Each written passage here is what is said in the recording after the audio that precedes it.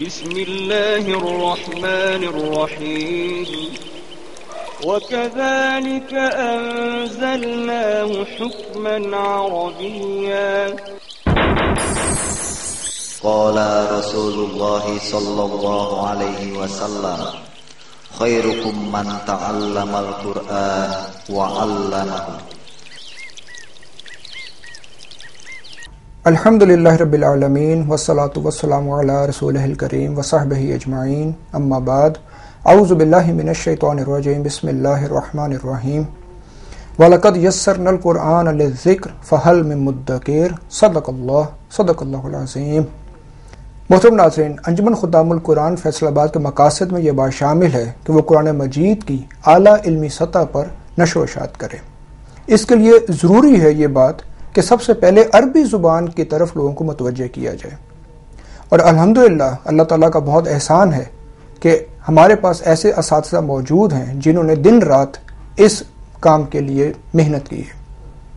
انہی میں جناب عامر سہیل صاحب ہیں جنہوں نے 72 پروگرامز کے اندر عربی زبان کے بنیادی قاعدے ریکارڈ کروائے ہیں۔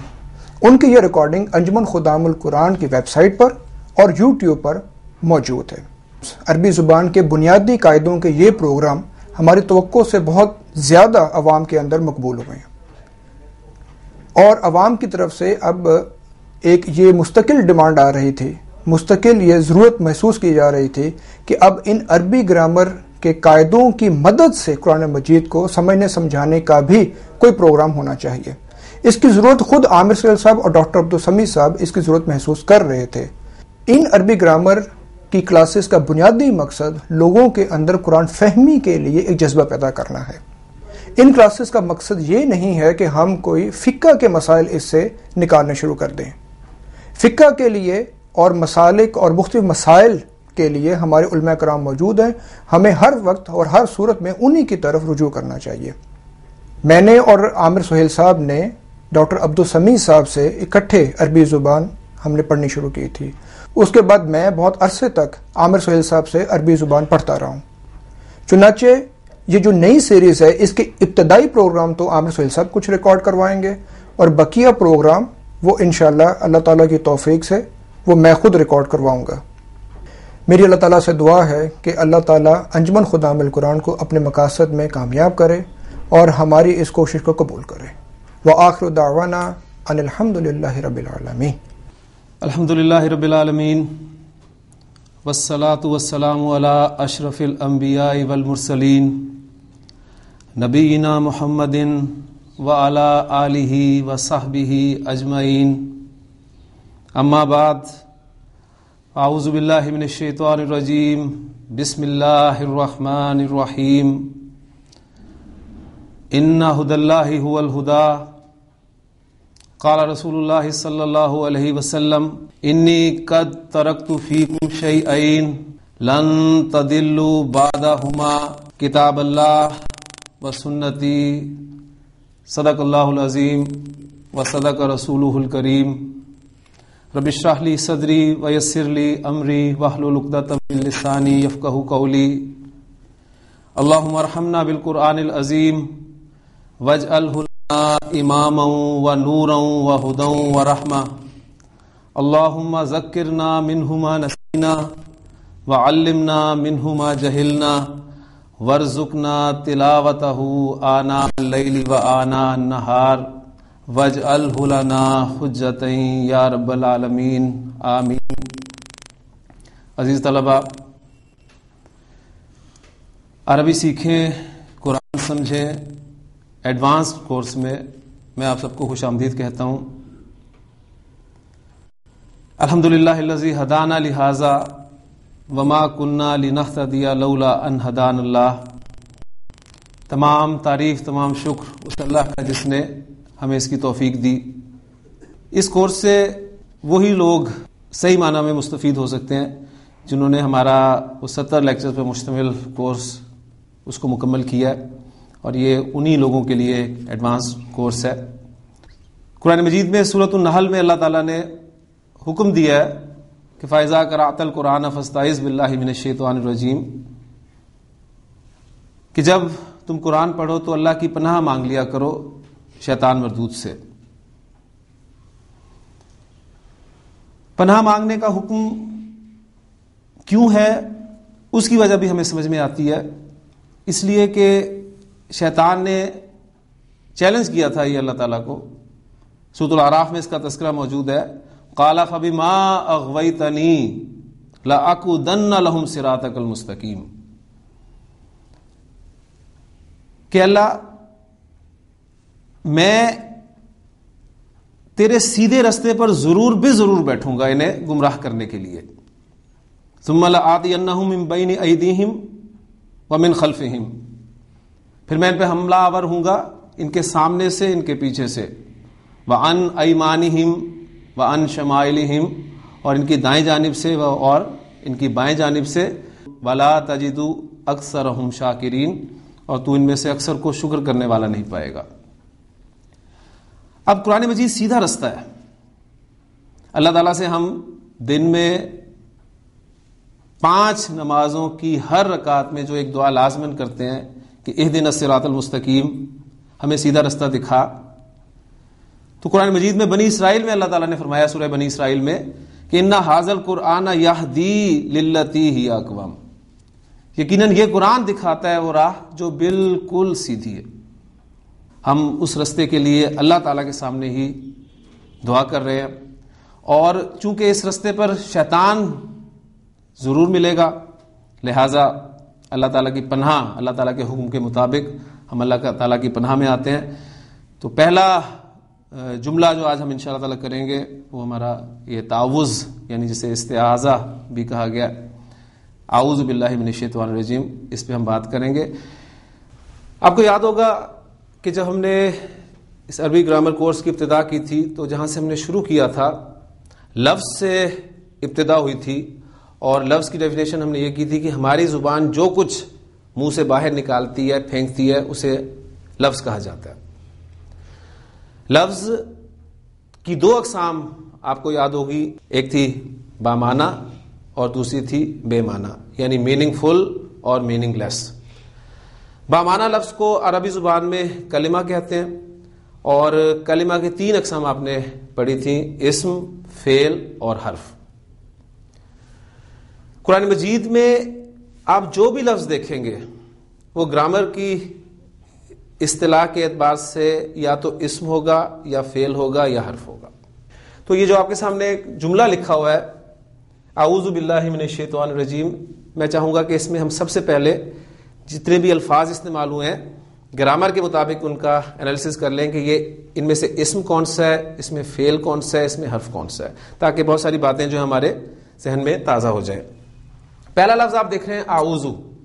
اعوذ یہ آپ کا، یعنی اگر میں کلمات کو الگ الگ کروں تو اعوذ با اللہ من الشیطان الرجیم. تو کتنے کلمات آپ کے سامنے آ گئے؟ 1 2 3 4 5 6، یعنی یہ ایک جملہ 6 کلمات پر مشتمل ہے، جس میں پہلا لفظ اعوذ یہ آپ کا فعل ہے. فعل کا نام سنتے ہی فعل کی 2 اقسام کم از کم فوری طور پہ زمانے کے اعتبار سے، ماضی اور مضارع، وہ آپ کے ذہن میں آنی چاہیے. یہ آپ کا فعل مضارع ہے اعوذ. اس کے بعد آپ دیکھ رہے ہیں با، یہ آپ کا حرف ہے، اور حرف کی جو مختلف اقسام ہیں ان کو سامنے رکھتے ہوئے آپ کا حرف جار ہے. اس کے بعد اسم اللہ، پھر من یہ بھی حرف ہے، حرف جار، الشیطان اسم، اور رجیم اسم. تو اگر آپ اس جملے پر غور کریں تو اس جملے میں آپ کو ایک فعل، 2 حروف اور 3 اسما جو ہیں وہ ملیں گے. اور جملہ جو ہے قرآن مجید میں آپ دیکھیں گے کہ وہ یا تو جملہ اسمیہ ہوگا یا پھر جملہ فعلیہ ہوگا. فعل سے شروع ہونے والا جملہ فعلیہ کہلاتا ہے، لہٰذا ہم نے یہ پہلے سے ہی طے کر لیا کہ ہم جملہ فعلیہ کو اینالائز کرنے لگے. اب سب سے پہلے جو آپ کے سامنے لفظ آ رہا ہے اعوذ، فعل سامنے آتے ہی اس فعل کا مادہ جو کہ 99.99% افعال میں 3 حروف پر مشتمل ہوتا ہے، فا عین لام، جنہیں ہم نے اسٹینڈرڈ مانا ہے، اس اعتبار سے مادہ آپ کے سامنے آنا چاہیے. پھر باب، کس باب سے آیا؟ وہ باب میں ثلاثی مجرد کے ابواب ہیں، ثلاثی مزید فی کے ابواب ہیں، رباعی کے بھی کچھ ابواب آپ کے سامنے آئیں گے. یہ صیغہ کون سا بن رہا ہے، ان چیزوں کو ہم سامنے رکھیں گے. تو اعوذ جو میرے سامنے لفظ ہے، اس کا مادہ عین، واو اور زال ہے. اب حروف مادہ کے اعتبار سے آپ کو یاد ہوگا کہ فعل 2 طرح کا ہوتا ہے، ایک صحیح فعل ہوتا ہے اور ایک غیر صحیح فعل ہوتا ہے. صحیح فعل وہ فعل ہوتا ہے جس کے حروف مادہ میں نہ تو حمزہ ہوتا ہے، نہ کسی حرف کی تکرار ہوتی ہے، اور نہ ہی حروف علت میں سے کوئی حرف آتا ہے. یا یوں کہہ لیں کہ ایسا فعل جس کے حروف مادہ میں کسی جگہ پر حمزہ آ جائے، حرف کی تکرار ہو جائے، یا حروف علت میں سے، یعنی حروف علت کون سے ہیں؟ واو اور یا، ان دونوں حروف میں سے کوئی حرف آ جائے تو اب وہ فعل صحیح نہیں رہتا بلکہ غیر صحیح ہو جاتا ہے. اور جب فعل غیر صحیح ہوتا ہے تو پھر اس کی گردان صحیح فعل کی طرح نہیں ہوتی. اس گردان میں آپ دیکھیں گے کہ چینجز جو ہیں وہ آنی شروع ہوتی ہیں، اور وہ چینجز جو ہیں وہ بعض اوقات کسی ایک صیغے تک محدود ہوتی ہیں. پوری گردان یعنی 14 صیغوں میں سے ایک صیغے میں چینج آئے گی، اور ہو سکتا ہے کہ وہ ایک سے زائد صیغوں میں ہو، اور بعض اوقات آپ کو ایسا ملے گا کہ پوری کی پوری گردان جو ہے وہ چینج ہو جائے. تو یہ غیر صحیح فعل کے حوالے سے یہ بات بھی آپ نے ذہن میں رکھنی ہے. اب عین واو زال، اس مادے کو اگر آپ سامنے رکھیں تو صحیح اور غیر صحیح فعل کی جو تقسیم میں نے آپ کے سامنے رکھی ہے، اس میں آپ مجھے فوری طور پہ بتا دیں گے کہ یہ فعل غیر صحیح فعل ہے. اور غیر صحیح فعل کس اعتبار سے ہے کہ حروف مادہ میں آپ دیکھ رہے ہیں کہ واو آ گیا ہے، حرف علت آ گیا ہے. اب پھر اگر حرف علت آ جائے حروف مادہ میں، اس کی پوزیشن کے اعتبار سے فعل کی فردر ڈویژن جو ہے وہ آپ کے سامنے یہ آتی ہے. اگر حرف علت آپ کا فا کلمہ کی جگہ پر آ جائے تو ہم اسے مثال کہتے ہیں، فا کلمہ کی جگہ پر. مثلا ایگزامپل اگر آپ 1-2 سامنے رکھ لیں، واو را سا، یہ واو آ گیا فا کلمہ کی جگہ پر، اور حروف علت چونکہ 2 ہیں لہذا یا کی ایگزامپل بھی سامنے رکھ لیں، یا سین را. فا کلمہ کی جگہ پر آپ کا حرف علت آ رہا ہے تو یہ مثال کہلائے گا. واو آئے گا تو ہم اس کو مثال واوی کہیں گے، یا آئے گا تو مثال یائی کہلائے گا. اگر حرف علت آپ کا عین کلمہ کی جگہ پر آ جاتا ہے جیسے کہ اس ایگزامپل میں موجود ہے تو گرامر کی اصطلاح میں ہم اسے اجوف کہیں گے.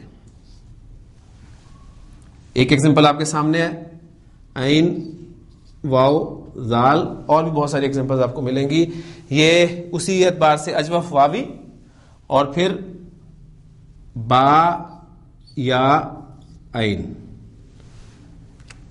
اور یہ یا کے اعتبار سے اجوف یائی کہلائے گا. پھر حرف علت اگر لام کلمہ کی جگہ پر آ جائے تو گرامر کی اصطلاح میں ہم اسے ناقص کہیں گے. مثلا دال عین واو، یہ آپ کا ناقص واوی، اور ہا دال یا، یہ آپ کا ناقص یائی. پھر حروف علت آپ کے کسی فعل کے حروف مادہ میں ایک سے زائد جگہ پہ بھی آ سکتے ہیں. اب وہ ایک سے زائد جگہ پر آنے کی 2 صورتیں ہو سکتی ہیں. ایک صورت تو یہ ہے کہ وہ یا تو بالکل قریب قریب ہوں گے، ساتھ ساتھ ہوں گے، یا پھر وہ دور ہوں گے، یعنی ان کے درمیان میں فرق ہوگا، کوئی تیسرا حرف جو ہے وہ موجود ہوگا. سب سے پہلے تو نوٹ کریں کہ اگر کسی فعل کے حروف مادہ میں 2 جگہ پر حرف علت آ جائے تو گرامر کی اصطلاح میں ہم اسے لفیف کہیں گے. لفیف. مثلا ایگزامپل اس کی واو، قاف اور یا. واو، قاف، یا. آپ دیکھ رہے ہیں کہ 2 جگہ پر حرف علت آ رہا ہے، ایک فا کلمہ کی جگہ پر اور ایک لام کلمہ کی جگہ پر. دوسری ایگزامپل را واو یا. اس مادے میں بھی دو جگہ پہ حرف فعل آپ دیکھ رہے ہیں, ایک عین کلمہ کی جگہ پر اور دوسرا لام کلمہ کی جگہ پر. اب ہم پڑھ چکے ہیں کہ فا کلمہ کی جگہ پر جب حرف علت آتا ہے تو ہم اسے کہتے ہیں مثال, اور لام کلمہ کی جگہ پر جب آتا ہے تو ہم اسے کہتے ہیں ناقص. تو یہ لفیف کی یہ قسم مثال اور ناقص کا مجموعہ, اور آپ دیکھ رہے ہیں کہ ان دونوں حروف علت کے درمیان میں تیسرا حرف فرق ڈال رہا ہے, لہذا اسے ہم کہیں گے یہ لفیف مفروق ہے. مفروق فرق کے ساتھ. جبکہ اس ایگزامپل میں آپ دیکھیں گے دونوں حروف علت ساتھ ساتھ ہیں, ہم اسے لفیف مقرون کہیں گے, اور لفیف مقرون جو ہے وہ اجوف اور ناقص اس کا مجموعہ ہے. تو لفیف میں کوئی نیا قاعدہ ہمیں نہیں پڑھنا پڑتا, ذہن میں رکھیے گا. وہی قاعدے اگر آپ نے ایک مرتبہ مثال میں پڑھ لی ہیں, اجوف میں پڑھ لی ہیں, ناقص میں پڑھ لی ہیں, تو وہی قواعد جو ہیں وہ لفیف میں استعمال ہوتے ہیں, کیونکہ کوئی نئی چیز نہیں ہے, یہ انہی قواعد کا اطلاق ہے. تو اب اس وقت جو ہمارے سامنے مادہ ہے وہ عین واو زال. اب فوری طور پہ آپ بتا دیں گے کہ یہ مادہ ہمارا کس کیٹیگری میں آتا ہے, اجوف اور اجوف واوی. اس کے بعد دوسری چیز, ثلاثی مجرد کے کس باب سے استعمال ہو رہا ہے؟ نون. نون آپ کو بتا رہا ہے کہ باب نصر ینصرو ہے. ثلاثی مجرد کے آپ کو پتا ہے 6 ابواب ہیں. نصر ینصرو, فتح یفتح, ضرب یضرب. ایک گروپ یہ تھا. دوسرا گروپ سمع یسمع, حسب یحسب, اور تیسرا گروپ کرما یکرمو. تو ثلاثی مجرد کے 6 ابواب آپ کے فنگر ٹپس پہ ہونے چاہیے. فوری طور پہ آپ جیسے ہی مادے کے بعد بریکٹ میں ایک حرف لکھا ہوا دیکھیں تو فوری طور پہ آپ کو باب پتہ چل جانا چاہیے, اور اس مادے کو استعمال کرتے ہوئے اس کا ماضی اور مضارع کا پہلا سیگا جو ہے یہ آپ نے بنا لینا ہے. یعنی عین واو زال بریکٹ میں نون لکھا ہوا ہے تو فوری طور پہ ناصرہ ینصرو کے پیٹرن پہ ہم یہاں پر بنائیں گے آوازہ یعوذو, نارمل ہمارا بنے گا. لیکن چونکہ اب یہ فعل غیر صحیح فعل ہے, اور میں نے آپ سے کہا ہے کہ جب فعل غیر صحیح فعل ہو جاتا ہے تو اس کی گردان صحیح فعل کی طرح نہیں ہوتی. جیسے نصرہ, نصرا, نصرو, نصرت, نصرتا, نصرنا, نصرتا, نصرتما, نصرتم, نصرتی, نصرتما, نصرتنا, نصرتو اور نصرنا. ماضی گردان آپ نارمل کر رہے ہیں. ینصرو اب ہم نے جس پیٹرن پہ یاد کیا ہے, یعنی گردان یاد کرنے کا جو آسان طریقہ ہم نے اختیار کیا ہے کہ ایک طرح کے سیگے, ایک ردم کے سیگے ہم نے اکٹھے کر لیے ہیں. یعنی ینصرو, تنصرو, تنصرو, انصرو, ننصرو. ینصرانی, تنصرانی, تنصرانی, تنصرانی.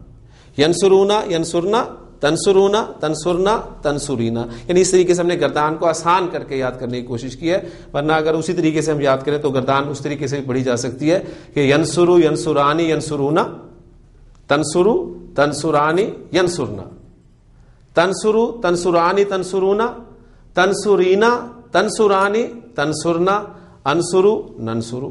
تو دونوں طریقے آپ کے ذہن میں ہونے چاہیے. اصل ہماری جو ریکوائرمنٹ ہے وہ یہ ہے کہ آپ مطلوبہ صیغے تک پہنچ جائیں کہ وہ کس صیغے کی بات ہو رہی ہے. اب چونکہ غیر صحیح فعل ہے, اجوف سے ریلیٹڈ ہے, اور اجوف کے قواعد اب جب تک آپ کے ذہن میں نہیں ہے آپ ان کا ماضی اور مضارع نہیں بنا سکتے. میں تمام قواعد تو نہیں دہراؤں گا, موٹے موٹے قواعد سامنے انشاءاللہ تعالی آتے رہیں گے. آپ کو پتا ہے کہ اجوف کا قاعدہ چاہے اجوف واوی ہو چاہے یائی ہو, وہ یہی ہے کہ آپ کا حرف علت جب متحرک ہوتا ہے اور اس سے پیچھے زبر ہوتا ہے تو حرف علت کو الف میں تبدیل کر دیا جاتا ہے. تو یہ آوازہ سے کیا بن جائے گا؟ آزا. آزا. مضارع میں حرف علت متحرک ہو, ما قبل ساکن ہو, تو حرف علت کی حرکت پیچھے ٹرانسفر کی جاتی ہے. واو حرکت اپنی پیچھے ٹرانسفر کرے گا, عین کو دے گا, اور خود حرف علت خود جو حرکت پیچھے دی ہے اس حرکت کے موافق حرف میں تبدیل ہو جائے گا. اب پیش دیا پیچھے تو پیش کا موافق حرف کون ہے؟ واو. زبر کا موافق حرف الف، زیر کا موافق حرف